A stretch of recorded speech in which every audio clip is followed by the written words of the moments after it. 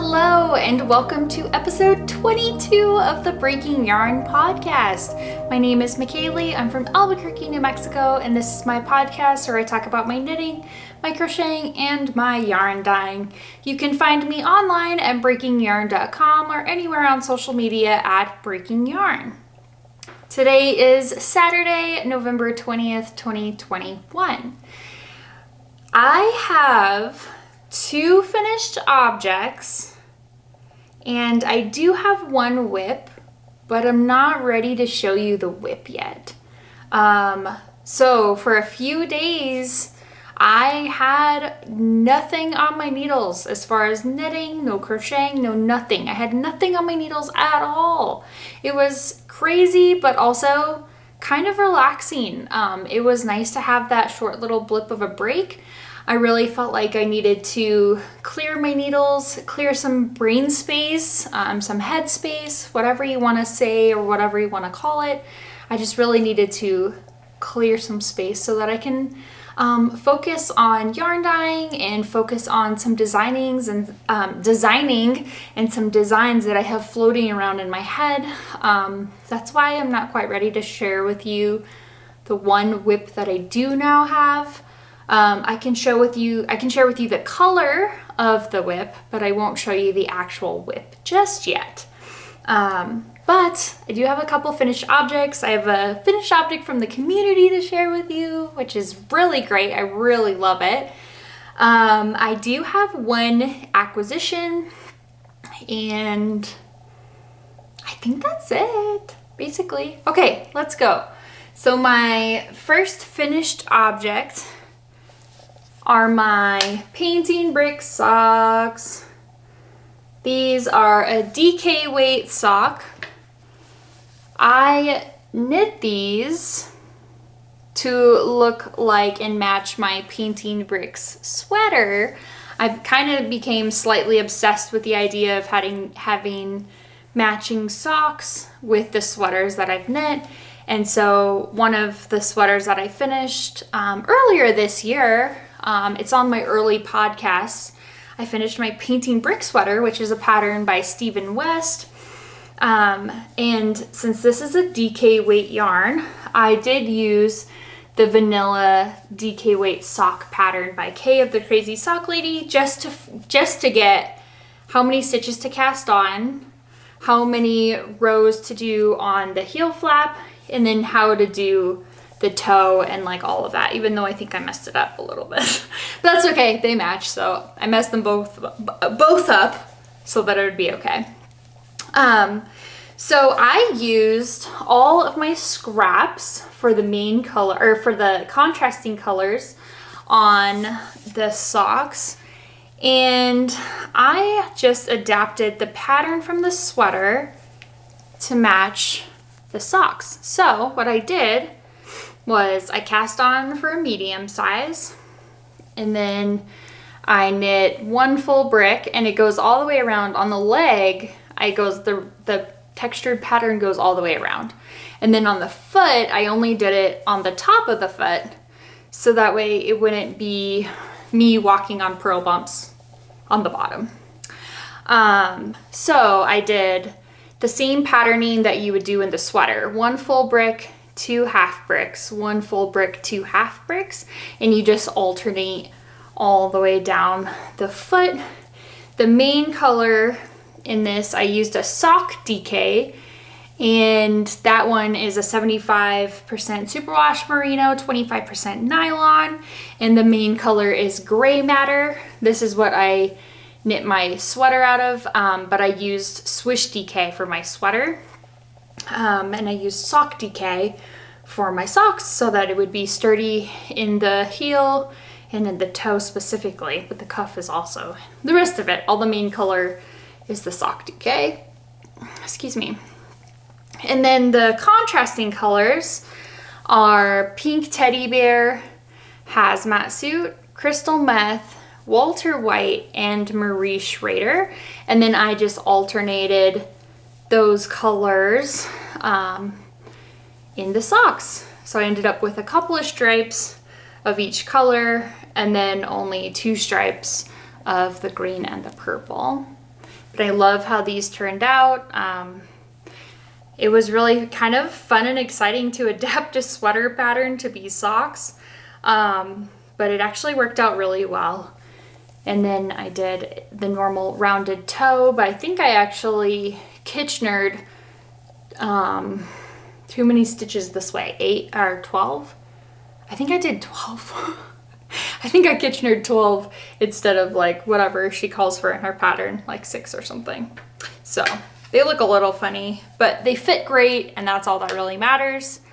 And I'll insert a picture here of my sweater with my socks so you can see them matching there. I also put that on Instagram, so if you follow me on Instagram, you probably already saw them. But that's my first finished object. My second finished object is my Perfectionist trap shawl. This is a pattern by Kacey Herlihy of Kacey Knits, and I knit this in Swish DK base in the colorway Heisenberg, which is like 80% black and 20% the Walter White colorway. So this is a Breaking Bad inspired colorway, and I am obsessed with how it pooled. You can see it in certain areas, it pooled more than others, and then in some areas it was just straight, no pooling at all, which was really cool. I did not alternate my skeins. If you want to avoid pooling in your projects and you're using hand-dyed yarns, especially ones that are like this where it's blips of color, then you will want to alternate your skeins so that you minimize the pooling. But I don't mind pooling. I think it's really pretty and it makes it a unique pattern. And I did post this in a story on Instagram. I have not actually posted the final object photos on Instagram yet, but from the story, one person pointed out that it kind of looks like a wood grain, and I totally agree with that. It does look like a wood grain, which is really cool and fun, and I really enjoy it. This is a very simple textured shawl. It's kind of a triangular, asymmetrical triangular where you just increase on one side, and it's actually pretty long. Wow, it's like my entire wingspan, which is cool. And I am 5'5". That's how tall I am. But yeah, I typically will wear my shawls more like this. And I love the way shawls look like when they're like this. It's like really cute. But yeah, I really enjoyed this pattern by Kacey.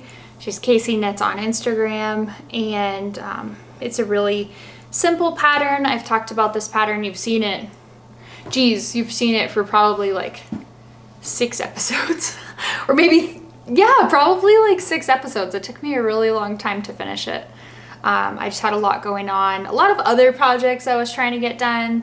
And then, you know, there was a short stint there where my daughter was in the hospital, and it was just like all I could do was knit on this because you can literally pick it up and put it down, like in any place in the pattern, and when you pick it back up you'll know where you are. Like, it was really simple and easy to memorize. So yeah, it was perfect for all of that, but I'm glad to have it done. Like I said, it's nice to have some headspace. I am anticipating 2 advents that are coming in December, one from Fuzzy Whatnots and one from Anna from Zebra Yarns. So I'm really excited to get those. And the one from Anna, it's a sock striping advent. So we will all knit together socks 2 at a time, and we start on December 25th and then go into the new year and then get those socks finished. And I think she's doing a knit along for that too. So and I think she might still have a few slots available for that. If you want to get in on that, I will put a link down below so that you can check out Anna's shop and join in on the knit along for that. And the one with fuzzy whatnots, Teresa, I believe hers comes with a knitting and crocheting pattern, and I don't know any of it. I don't know what the yarn looks like. I did see some inspiration photos, which is what I based my choices off of. I went with the cool tones. It's a lot of blues and purples, and I think that would be really pretty. And it comes with patterns, so I'm not really sure what they look like or if I'm gonna want to make them, but I'm keeping an open mind and cleared a space in my needles so that I can participate fully in that too. Okay, so I don't want to show you my whip, but I will show you what color I'm working with. This is going to be a new color coming to the shop. I don't have it scheduled just yet, but this is Skyler white, and it's a nice blue, baby blue color. Blue represents loyalty, and if you know the show, you will know why Skyler was wearing blue a lot, but also like why she took to blue so much. So this will be really fun. I'm excited to release this color. I haven't picked a date yet, like I said, but hopefully sometime probably in spring, I would imagine. Because yeah, I can't tell you why, but probably in spring. So look out for that. And maybe on the next episode, I'll have enough of it done to where I can show you what I'm working on. Okay, so I do have one acquisition to share with you. This is kind of a funny acquisition though. I got these iridescent, like clear shoes on QVC. And they are Katy Perry brand, actually, which is like, just, I mean, it's great. It's kind of funny that she has a shoe brand on QVC. But I got them so I can wear hand knit socks and have my socks shown through the shoe.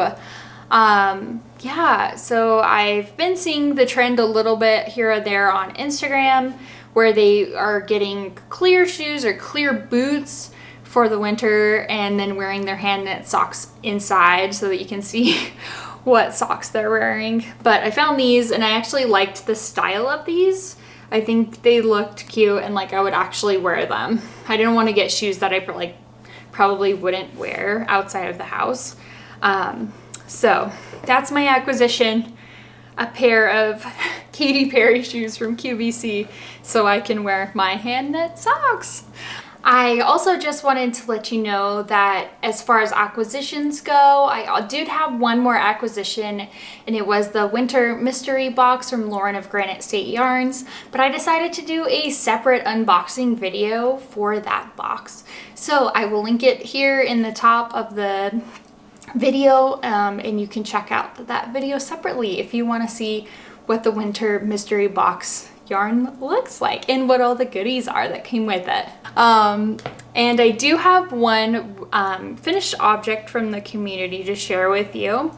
This is from Carmen, and she is Knit Purl or Bust on Instagram, and she knit the Pressed Flower Shawl by Savory Knitting, and she used Swish DK in Jane Margolis and Lily of the Valley. Isn't that so pretty? I just love the stark contrast of the white and the black and just how it looks. That's a really pretty pattern too. I love all the flowers. And the like texturing in between the flowers is really pretty too. So thank you so much to Carmen for allowing me to share her finished object on my podcast this week. And if you want to share your projects that you've done with Breaking Yarn, I will link my Ravelry group down below. You can submit photos there, or you could just email me. I'm breakingyarn@gmail.com, and I'm happy to share them that way as well. Just let me know in the email that you're okay with me sharing it. If not, I will ask you, but I just want to make sure that I don't share anything that doesn't want to be shared. I think that's it for episode 22 of the Breaking Yarn podcast. Thank you so much for joining me. I hope you have a good rest of your day. Bye!